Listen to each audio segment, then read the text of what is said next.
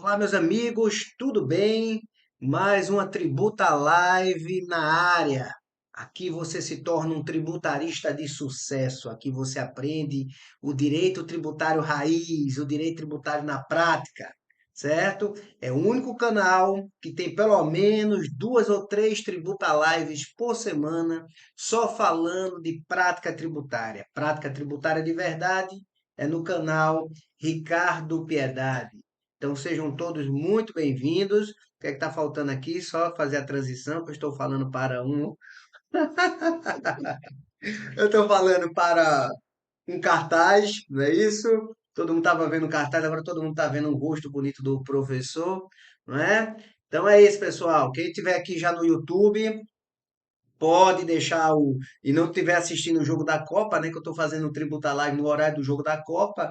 Aí sair fazer concorrência com o jogo da Copa não é um muito leal, né? Mas quem é tributarista de verdade, quem está comprometido, e tem uma live aqui, uma tributa live, você está comprometido em se tornar um advogado tributarista? Para quem está comprometido, a não ser que seja o jogo do Brasil, que também não está lá essas coisas todas, né? Eu prefiro assistir o jogo do meu esporte, que eu tenho mais aborrecimento também com relação a isso. Mas quem está comprometido está aqui aprendendo aí o direito tributário de verdade. Sabe quando é que você vai ganhar muito dinheiro no direito tributário? Quando você for aprender a resolver problemas de empresas ou de pessoas físicas no âmbito do direito tributário. Às vezes eu conheço pessoas que têm muito conhecimento, mas prática não tem nenhuma. E o que vai colocar o dinheiro pesado mesmo no seu bolso é quando você souber resolver problemas de empresas no âmbito do direito tributário. E aqui neste canal, Ricardo Piedade, toda semana, na semana que eu. Toda semana a gente tem muitos compromissos aqui, mas eu dou muita prioridade a fazer essas tributalagens com vocês, certo?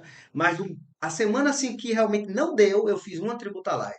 Na semana que sempre eu posso, eu coloco duas ou três tributalagens, tá certo? Tratando de assuntos relevantes no âmbito do direito tributário. Então hoje a gente vai falar um pouco sobre o DIFAL, certo? E o julgamento aí do STF em algumas ADIs, que já surgiu ADIM que não acaba mais, tá? Falando sobre isso, que foi divulgado em várias redes sociais, onde a gente abria, ouvia falar, ministro fulano de tal, Dias Toffoli julgou assim, Alexandre de Moraes julgou assim, Gilmar Mendes pediu vistas assim, e o que danado é isso de FAO, para que serve o de FAO, como é que se usa o de FAO, para você entender hoje a questão do DIFAL. Eu já tenho até uma tributa live também, feita no início desse ano, assim que surgiu a Lei Complementar 190, certo? Que foi de janeiro desse ano, e começou aquela polêmica, vai se respeitar a questão da noventena, dos 90 dias, da promulgação, estabelecido na Constituição, da anterioridade anual, já que foi em janeiro deste ano,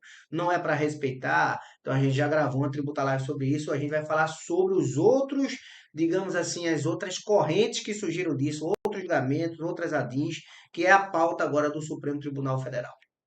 Vamos lá.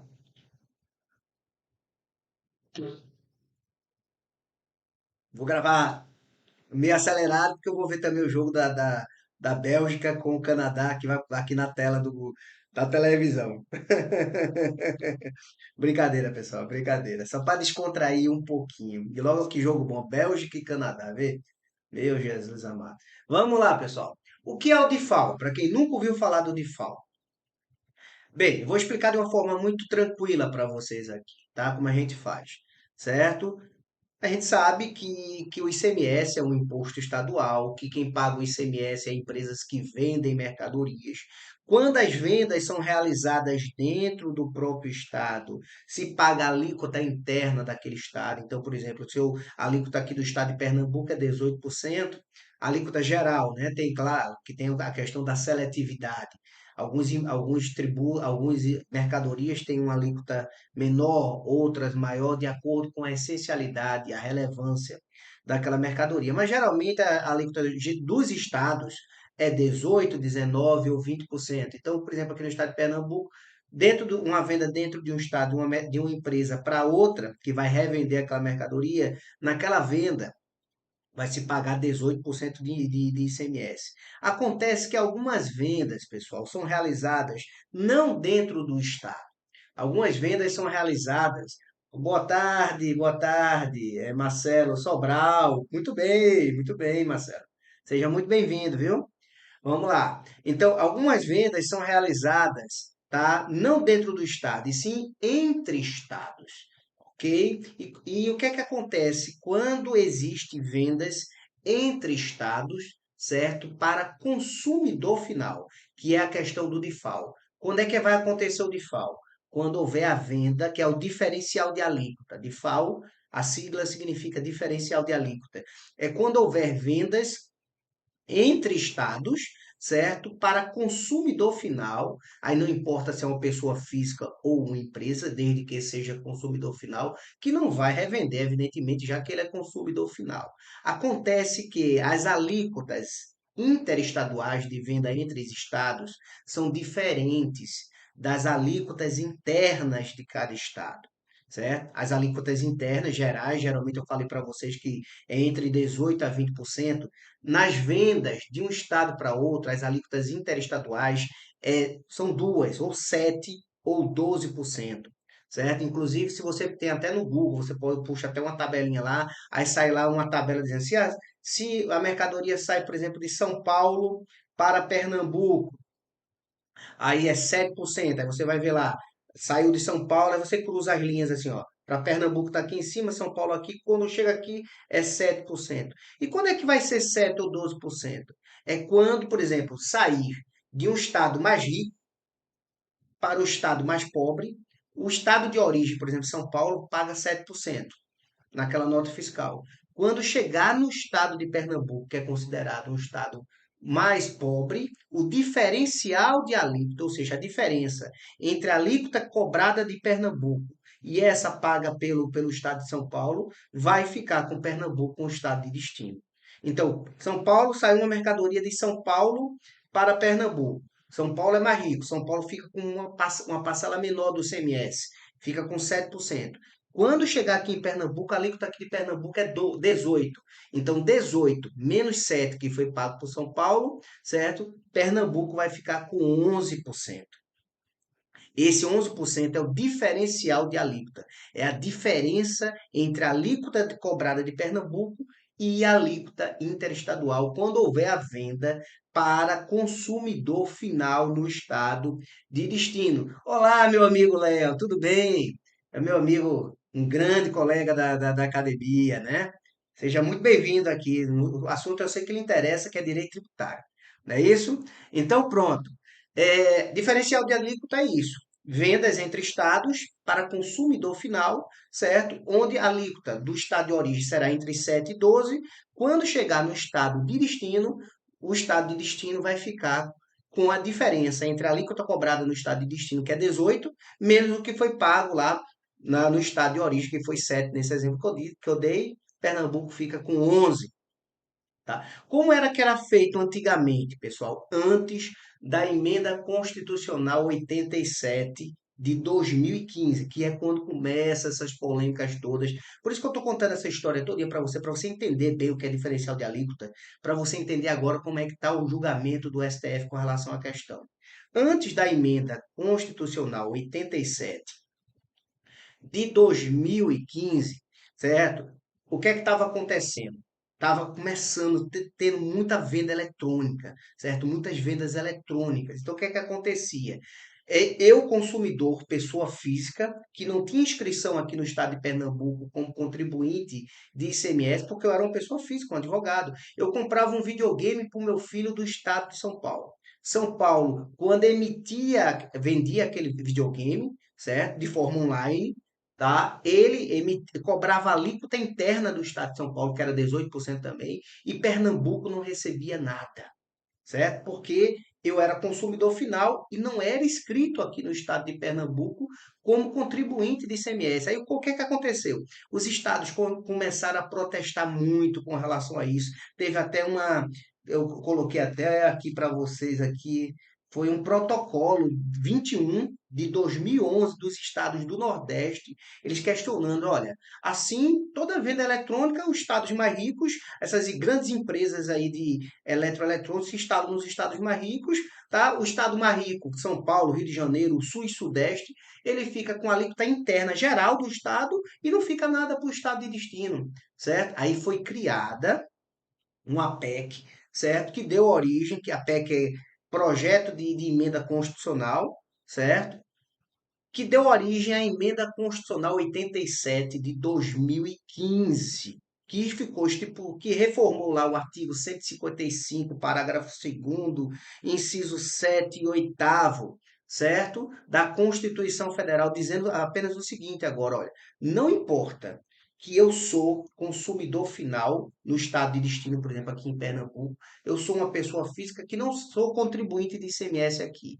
Sempre que houver uma venda interestadual, o estado de origem ele vai ficar com a alíquota interestadual, que é de 7 ou de 12%, a depender se sai de um estado mais pobre para um estado mais rico, ou de um estado mais rico para um estado mais pobre, certo? Ele vai ficar com outro 7 ou 12%, e o estado de destino sempre vai ficar com esse diferencial de alíquota. Não importa se o consumidor final ele é contribuinte ou não do ICMS, porque pode ser até uma empresa, certo? A empresa está escrita aqui no estado de Pernambuco como contribuinte de ICMS.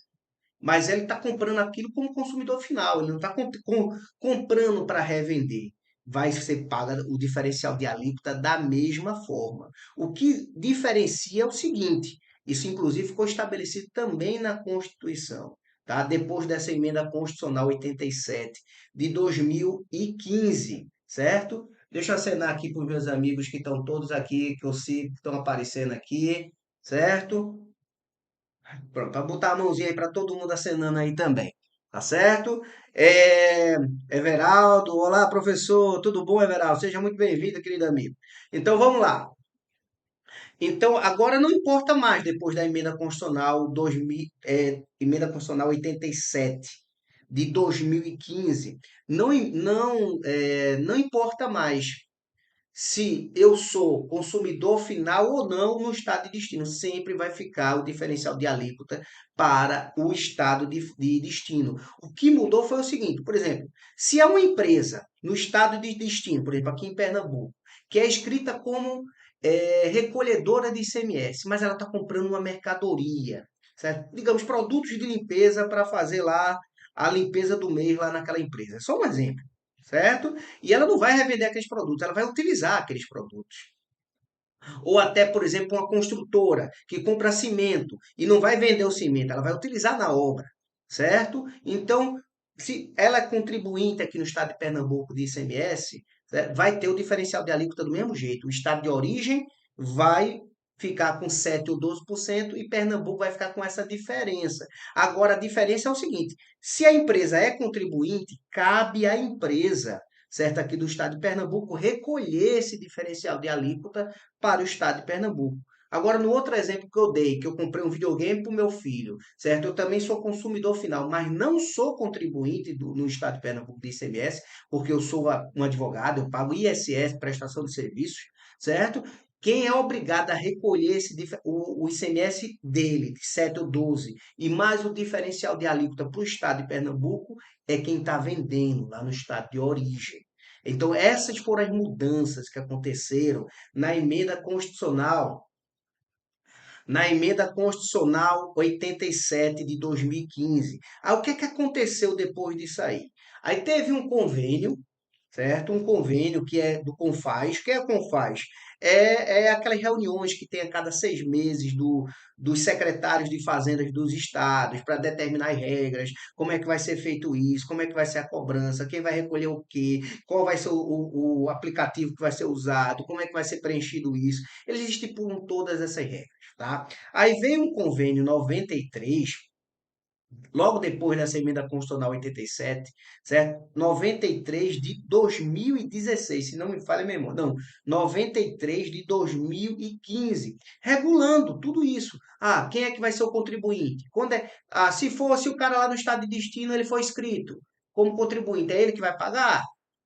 É. Ah, se ele não for, se ele, o consumidor final lá no estado de destino não for inscrito como pagador de ICMS, quem é que vai pagar? É o cara aqui de origem. Então, ele estipulou várias regras. Acontece, pessoal, que quem estipula regras de recolhe normas gerais de pagamentos de tributos, onde se estipula alíquotas, onde se estipula quem vai ser o contribuinte, qual vai ser a base de cálculo, etc, etc, etc. Ou seja, tudo relacionado àquele determinado tributo é lei complementar e não convênio de CONFAS.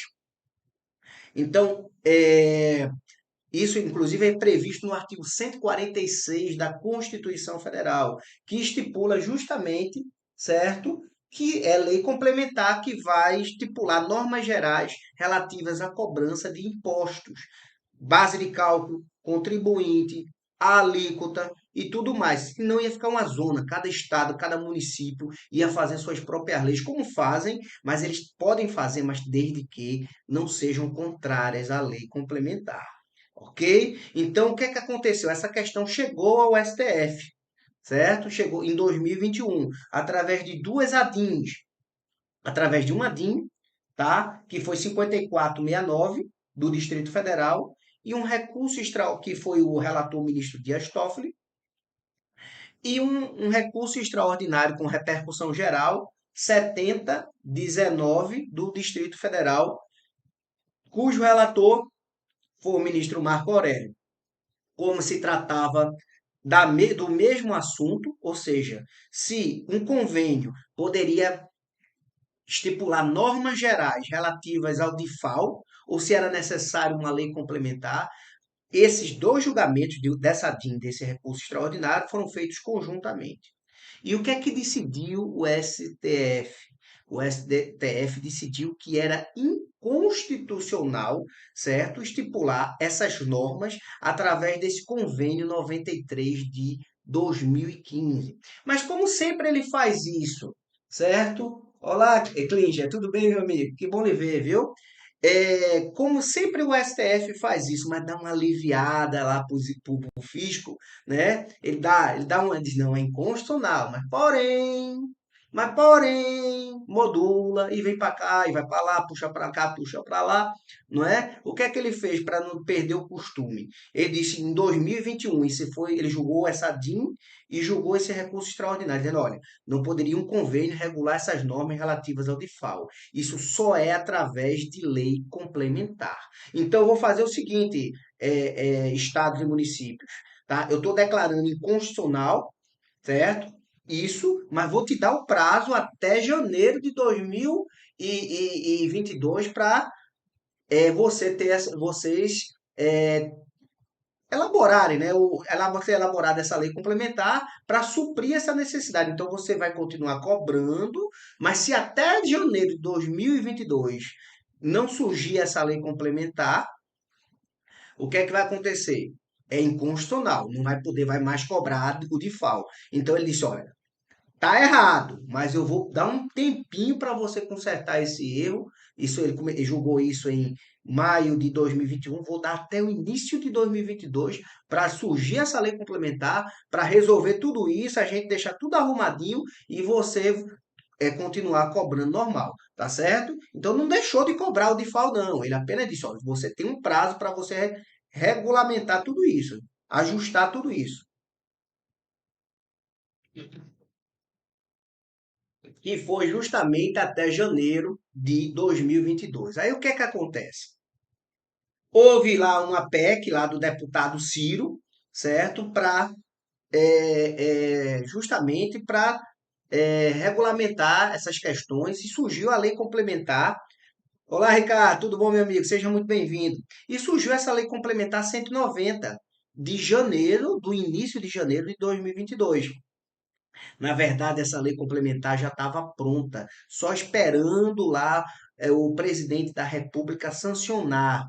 Tá? Ela ficou pronta, acho que no dia 27, 28 de dezembro de 2021. Então era só o presidente assinar, estava tudo resolvido. Aí o pessoal disse o seguinte, ó, O que é que os bastidores disseram com relação a isso? Ó, a gente coloca lá nessa lei complementar. Geralmente, lei complementar não tem prazo falando nada da questão de obedecer a questão da noventena, de 90 dias, nada disso. Mas a gente vai fazer o seguinte, certo? Bem, a gente deixa ela pronta esse ano. Por quê? Porque quando ela é sancionada esse ano de 2021, mesmo sendo no apagar das luzes, mas já vai respeitar a questão da anterioridade. Ou seja, tem que ser feita no mesmo ano, tem que dar, tem que ser feita, tem que dar um prazo de, não pode a cobrança existir no mesmo ano que foi feita a lei complementar, porque às vezes bate o TikTok aqui não funciona direito não, certo? Então, veja, se a gente colocar agora em dezembro, 27 de dezembro, ele assina, então a cobrança vai respeitar o princípio constitucional da anterioridade, tá? Porque não pode a cobrança existir no mesmo ano, tem que, certo? Ser no ano seguinte. É isso que diz o princípio da anterioridade. Então, se for assinado no dia 27 e começar em 2022, está valendo. Então, a gente, para dar um prazozinho para o pessoal se acostumar com isso tudo, a gente bota lá que vai se respeitar a questão da noventena, dos 90 dias, a contar da promulgação, que é previsto no artigo 150, certo? Inciso terceiro, a linha C da Constituição Federal.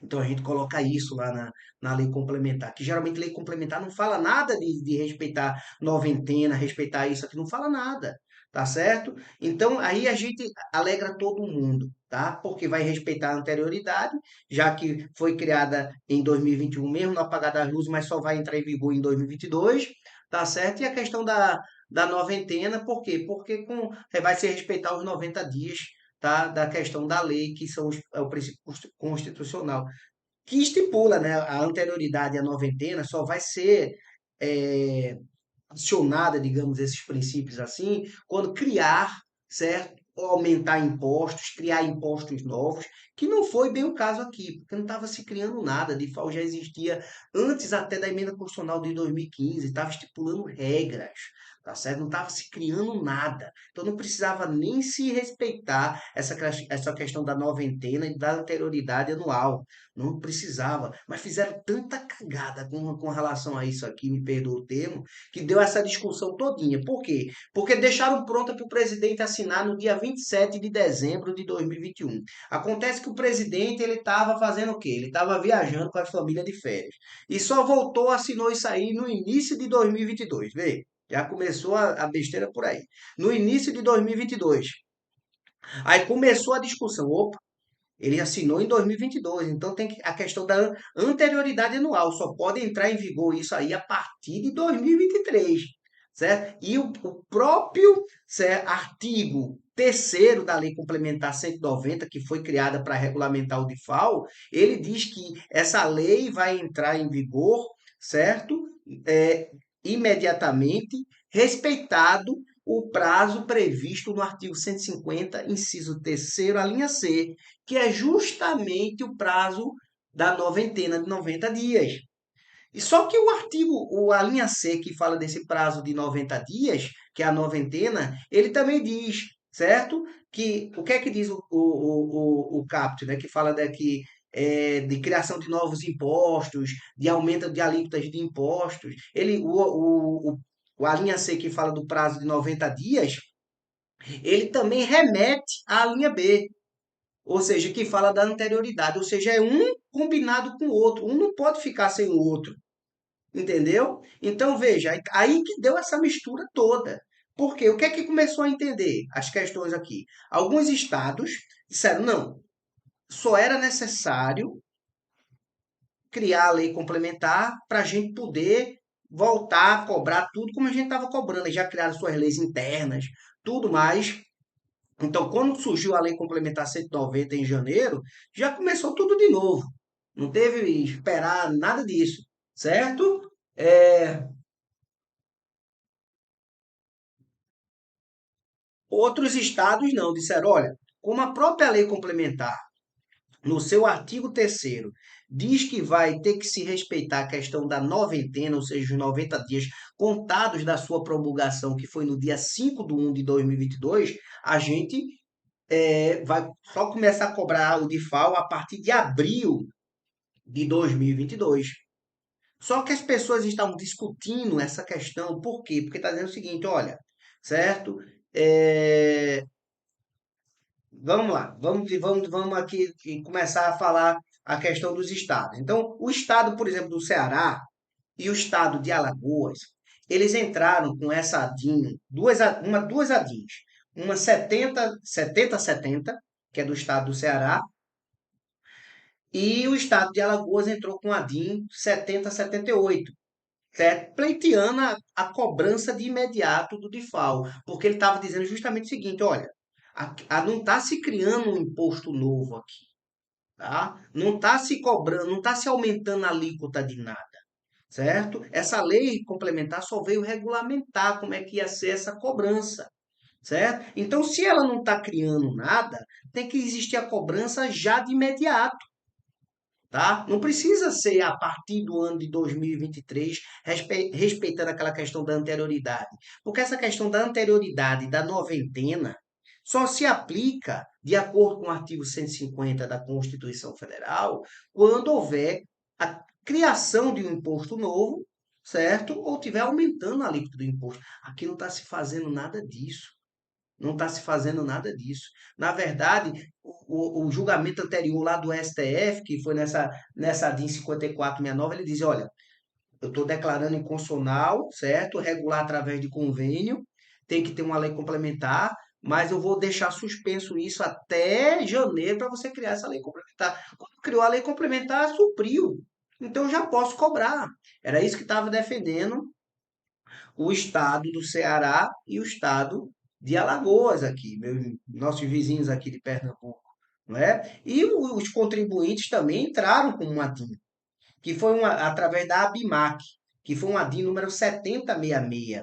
Então, nessa brincadeira aí, voltou três ADINs para ser julgadas novamente agora pelo Supremo Tribunal Federal. E qual é o objetivo dessas ADINs? Era saber se essa cobrança iria acontecer agora, a partir de 2022, como teve o julgamento anterior, ou ia se respeitar o princípio da anterioridade, da noventena, certo? E essa cobrança do DIFAL só poderia acontecer a partir de 2023. Então é isso que está acontecendo agora. É isso que a gente está vendo notícias em tudo que é jornais, certo? Valor Econômico, Conjur, tudo que você possa imaginar está falando. Dias Toffoli voltou assim, Alexandre de Moraes voltou assim, Gilmar Mendes pediu vistas, Carmen Lúcia voltou dessa forma. Porque o que é que aconteceu?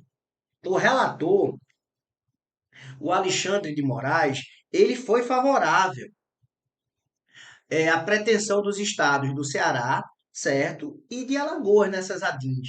Ele disse justamente isso. Ele disse, olha, não está se criando imposto novo. Tá? A gente suspendeu até a criação de uma lei complementar para suprir essa falha.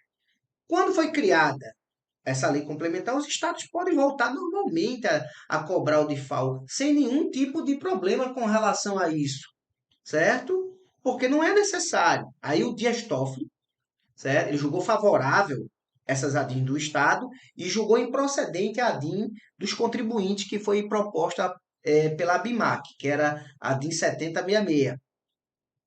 Aí o que é que aconteceu? Dias Toffoli pediu vistas e ele disse o seguinte, tá? Olha, na própria lei complementar 190, certo? Ele entendeu parecido com o Alexandre de Moraes, falando que não está se criando imposto novo, tudo mais, tá? Então não teria que a priori se obedecer à questão da noventena e nem da anterioridade anual. Porém, a própria lei complementar 190, no artigo 3º, ela diz expressamente que a lei entrará em vigor na data da sua promulgação, respeitada a redação do artigo 155, inciso 3º, a linha C, que fala da noventena. Então ele entende, olha, tem que se respeitar pelo menos a noventena e produzir os efeitos a partir de abril de 2022. É o voto do Dias Toffoli. Aí veio o ministro Fachin, certo? Julgou favorável aos contribuintes. Ele disse o seguinte: olha, não tem como usar somente a noventena sem usar o princípio da anterioridade. Até porque é o seguinte, quando a própria lei complementar, ela estipula que vai ser respeitado o princípio da noventena no seu artigo 3º, certo? E de acordo com o artigo 150, inciso 3º, a linha C, da Constituição Federal. E como a linha C da Constituição Federal faz expressa referência à linha B, vai se respeitar o que está dizendo na linha C, certo? Observado a norma expressa na linha B, e a linha B fala da anterioridade, então não dá para aplicar um sem o outro. Tem que aplicar a noventena, mas também tem que aplicar a anterioridade anual. Então, como essa lei foi promulgada somente em janeiro de 2022, ela só poderá produzir os seus efeitos a partir de janeiro de 2023. Então, veja aí a questão. O Alexandre de Moraes votou contra, votou favorável às adidas do Estado, dizendo, olha, não está criando imposto novo, não precisa se respeitar a noventena e nem a anterioridade anual. Produz efeito de imediato, a partir de janeiro, quando ela foi criada. Aí o Toffoli disse, não, mas tá, ela não está criando imposto novo, mas no próprio artigo 3º diz que vai ter que se respeitar pelo menos a noventena. Então ela só vai entrar em vigor em janeiro, a partir de janeiro não, noventena 90 dias, a partir de abril de 2022 ela entrou em vigor. Aí o Fachin também pediu vistas e ele, acolhendo aí as razões, certo, da ADIM dos contribuintes, ele disse, olha, a própria lei pode até não estar criando um imposto novo, mas na própria lei, lá no artigo 3º, ele diz que vai ter que se respeitar a noventena, de acordo com o artigo 150, inciso 3º, a linha C da Constituição. Só que a linha C da Constituição, que fala da noventena, ela diz que vai também se respeitar a anterioridade anual que está na linha B. Então, um não pode ficar sem o outro. Então, se a gente está aplicando aqui a noventena, a gente também tem que aplicar a anterioridade anual. E essa questão aí dessa lei complementar só vai produzir os seus efeitos a partir do ano de 2023, certo? Então, o ministro Edson Fachin, ele foi seguido por são 5 votos favoráveis ao contribuinte, e esses dois aí nesse limbo, né? Que é aí quem seguiu o Edson Fachin? Edson Fachin foi um voto, Carmen Lúcia foi outro, o Ricardo Lewandowski foi outro, Rosa Weber e o André Mendonça. 5 ministros acompanharam lá o entendimento lá do Edson Fachin, certo? Aí o que é que aconteceu agora? Aconteceu que o Gilmar Mendes ele pediu vistas e, pelo que tudo indica, pelas conversas do bastidor, ele vai seguir o Alexandre ou o Toffoli, tá certo? Mas já tem 5 posicionamentos favoráveis ao contribuinte para que a cobrança do DIFAL, já que houve essa lambança aí no final de 2021, era para ter assinado no final de 2021, só assinou depois que o presidente voltou em janeiro de 2022, ele só, em razão do princípio da anterioridade anual, porque a noventena, todo mundo concorda, a noventena está prevista na própria lei complementar. A briga aí é da anterioridade anual, certo? Como ele só entrou em vigor em janeiro de 2022, tá certo? E a própria lei fala que tem que obedecer a noventena, a lei complementar, então também automaticamente tem que obedecer a anterioridade. Então, a grande maioria até agora, 5 votos, tá certo? É para que seja aplicada a questão do DIFAL só em 2023, que é daqui a 2 meses. Não é isso? Pois bem, pessoal, ficou alguma dúvida com relação ao tema de hoje? Eu acho que a gente já aqui já esgotou, né? Eu contei toda a história do DIFAL antes da emenda constitucional 87, como é que ele foi criado, qual é a diferença do diferencial de alíquota para as cobranças das alíquotas interestaduais. Falei do convênio que foi declarado inconstitucional porque tinha necessidade de se criar através de lei complementar, já que ele estabelece normas gerais de direito tributário. Isso é previsto no artigo 146 da Constituição, que o próprio STF disse isso, olha, por convênio, você não pode regular essa cobrança lá do DIFAL. Tem que ser através de lei complementar. É inconstitucional, mas eu vou te dar o prazo até início de 2022 para você criar essa lei complementar. Só que a lei complementar foi criada, certo? Apesar de ter sido, de estar pronta já para o presidente assinar no final de 2021, que ia resolver tudo isso, dia 27 de dezembro de 2021, se ele assinasse, ia respeitar o princípio da anterioridade. Por quê? Porque ela foi promulgada em 2021, então entrou em vigor só no ano seguinte. Tem que ser respeitar o princípio da anterioridade. Então entrou em vigor em 2022, então estava valendo, certo? Mas eles quiseram dar uma sobrevida e uma tranquilizada nos contribuintes, então bota aí pelo menos nela aí que a gente vai respeitar a noventena. Aí quando botaram a noventena, em virtude do artigo da Constituição ser certo aplicado junto com o outro, tem que também se aplicar a anterioridade. E é esse julgamento que voltou à tona através de novas ADIs que chegaram no Supremo Tribunal Federal a respeito do assunto, onde está 5 votos favoráveis ao contribuinte de que tem que se respeitar a anterioridade, porque a própria lei complementar, certo? 190, no artigo 3º, diz que vai ter que ser respeitada a noventena, de acordo com o artigo 150, inciso 3º, a linha C da Constituição, que essa linha C faz referência à linha B, que fala da anterioridade anual. Então, um não pode ser aplicado sem o outro. Ok, pessoal? Então, diante disso, a gente já tem alguma pergunta com relação a essa questão do DIFAL? Acho que já ficou tudo esclarecido, né? Então, eu quero fazer novamente aqui com vocês aí mais um convite, tá? Para vocês se tornarem um especialista em execução fiscal, um mestre em execuções fiscais. Vocês não imaginam quanto dinheiro rola num processo de execução fiscal. Já imaginou num processo de R$ 1 milhão, você defendendo em uma execução fiscal, você poder cobrar 10% disso, 5% disso, mesmo que a pessoa divida isso em 10 pagamentos, 12 pagamentos, você ter aquele valor correto entrando na sua conta todos os meses, em vez de você defender causa, entrar na justiça com causas, até será para restituir 2022, se você está pagando de FAO a partir de 2000, em 2022, e prevaleceu o entendimento do Supremo, sim, Klinger. Poderia sim, você pedir a restituição do valor que foi pago a título de diferencial de alíquota, certo?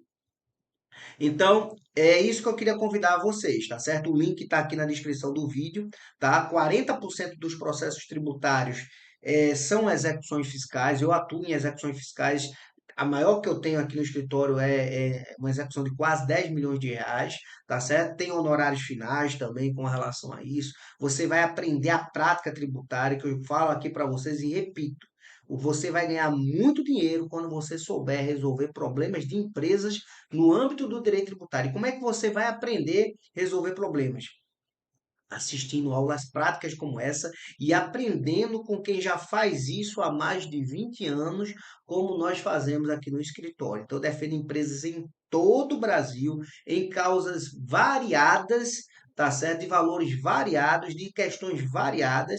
E nesse curso completo, são mais de 15 horas, você ainda recebe mais de 82 petições que são utilizadas por nós aqui no escritório, certo? Prontas, envolvendo defesas de ICMS, defesas de PIS/COFINS, contribuição social, imposto de renda. O trabalho que você tem é colocar o nome do cliente da entrada. Com o curso, aprendendo a prática, e você dando entrada e com as petições que vai te dar mais segurança ainda, você vai sair na frente de muitos colegas para ganhar muito dinheiro na área do direito tributário, pessoal. Está na hora da gente aprender, certo? A ingressar, certo? A demandar em causas grandes. Aprender com quem está acostumado com isso, não ficar se acostumando com o mínimo, com o pouco, tá certo? Eu sou um cara grato com tudo que eu tenho na minha vida, mas sou um grato insatisfeito. Eu sempre estou me perguntando qual é o meu próximo passo, aonde é que eu posso chegar, certo? O que é que eu posso fazer de diferente, o que é que eu posso crescer mais, evoluir mais. É assim que se fazem os grandes homens,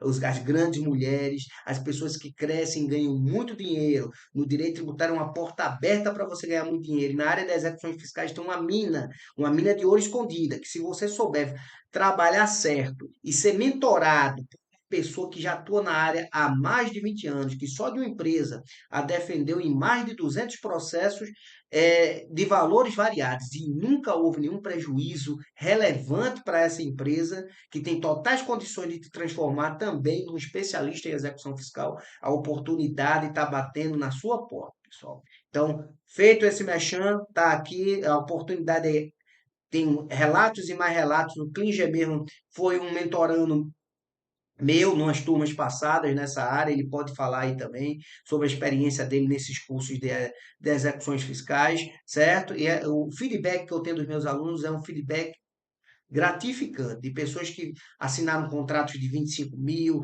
de 30 mil, colegas que ganharam muito mais do que isso, colegas que fizeram seu primeiro contrato de partido. Com uma única causa você consegue seu sustento aí, ó, do ano todo, pessoal. Ok? Então é isso. Que a live vai ficar gravada aqui tanto no YouTube quanto no Instagram, tá? Quem acompanhou aqui pelo YouTube, não esquece de deixar o like, não esquece de compartilhar, de se inscrever no canal, porque toda semana tem Tributa Live, toda semana tem assuntos práticos no âmbito do direito tributário. Aqui a gente não conversa de prova de concurso, aqui a gente não conversa com o que cai em prova de OAB, até porque eu não sei de nada disso, eu não acompanho isso. O que eu acompanho e faço de domingo a domingo na minha vida é estudar como eu resolvo problemas de empresas no âmbito do direito tributário. Isso que vai colocar o dinheiro na sua bolsa, no seu bolso. Tenha certeza disso, viu? Tá bom, gente? Então já falei muito. Fiquem todos com Deus e até a próxima Tributa Live. Até mais.